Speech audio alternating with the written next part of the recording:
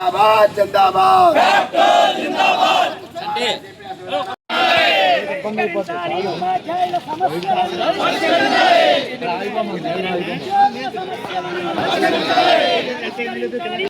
అమలు చేయాలి ఓపీఎస్ విధానాన్ని అమలు చేయాలి ఓపీఎస్ విధానాన్ని అమలు చేయాలి we want justice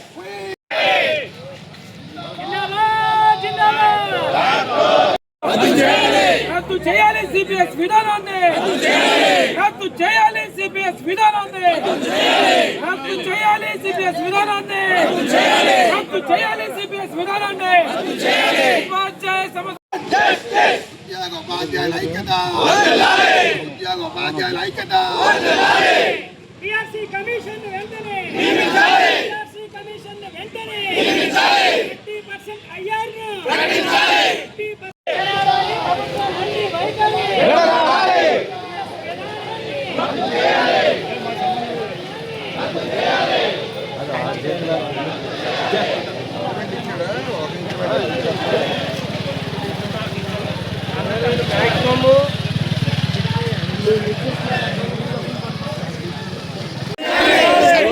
పెండింగ్ లో ఉన్న ఐదుడిఎల్ వెంటనే చెల్లించాలి. పెండింగ్ లో ఉన్న ఐదుడిఎల్ వెంటనే నియమించాలి. 12 పిఆర్సీ కమిషన్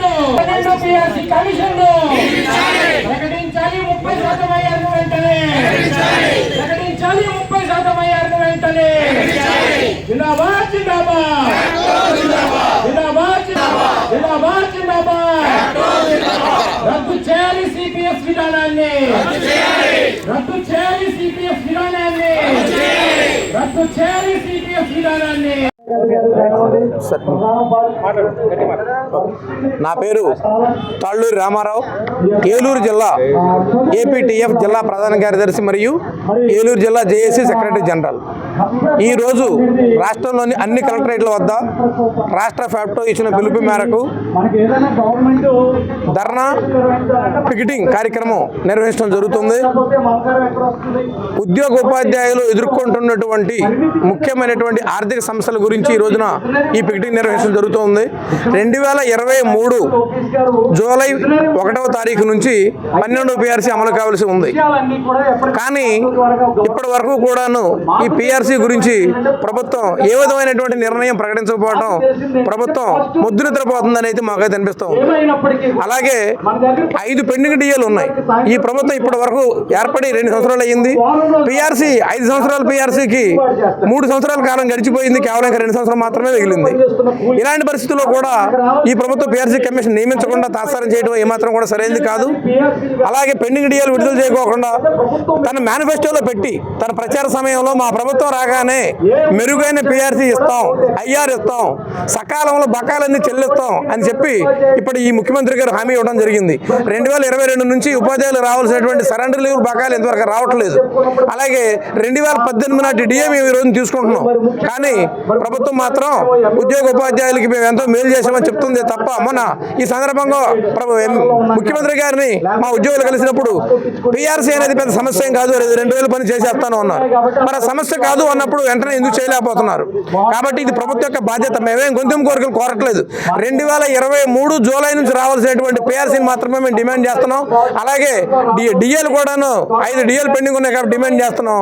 ఈ రోజున తప్పని పరిస్థితులు మేము రోడ్ ఎక్కవలసి వచ్చి, మేము రోడ్ ఎక్కడానికి కారణం కేవలం ప్రభుత్వమే. ప్రభుత్వం ఉద్యోగ ఉపాధ్యాయుల సమస్యల పట్ల ఇంత ఉదాసీనంగా వ్యవహరించడం వలన ఈ రోజున మేము రోడ్ ఎక్కవలసి వచ్చింది. కాబట్టి ప్రభుత్వం ఎప్పటికైనా సరే ఉద్యోగ ఉపాధ్యాయుల యొక్క ఈ సమస్యల్ని గన పరిగణనలోకి తీసుకోకపోతే రాబోయే రోజుల్లో ఉద్యమాన్ని ఉధృతం చేస్తాం. ఈ ప్రభుత్వాన్ని తగిన గుణపాఠం చెప్పడానికి కూడా మేము అందరం సిద్ధంగా ఉంటామని చెప్పి తెలియజేస్తున్నాం. ఉద్యమాలు ఆగవు, అరెస్టులే చేయనివ్వండి, సస్పెన్స్లే చేయనివ్వండి, ఏదైనా చేయనివ్వండి, మేమేం గొంతుం కోరికలు కోరట్ల. ప్రభుత్వం యొక్క బాధ్యతను గుర్తు చేస్తున్నాం. మేము మాకు రావాల్సిందే మేము అడుగుతున్నాం తప్ప ప్రభుత్వం యొక్క జేబులో రూపాయి ఇమ్మని మేము అడగట్లా. 2023 జూలై నుంచి ఉన్నటువంటి రేట్లు ఏంటి, ఇప్పుడున్న రేట్లు ఏంటి, 2018 డిఏ రేట్లు ఏంటి, ఇప్పుడు రేట్లు ఏంటి, ఇప్పుడు నిత్యావసర వస్తువులు ఎలా ఉన్నాయి మార్కెట్లో. కాబట్టి ప్రభుత్వం ఎన్ని నిర్బంధాలు పెట్టినా, అరెస్టులు చేసినా, సస్పెన్షన్లు చేసినా ఉద్యమం మాత్రం ఆగదు. ప్రభుత్వం కొనపాడని చెప్పదు తప్పదు.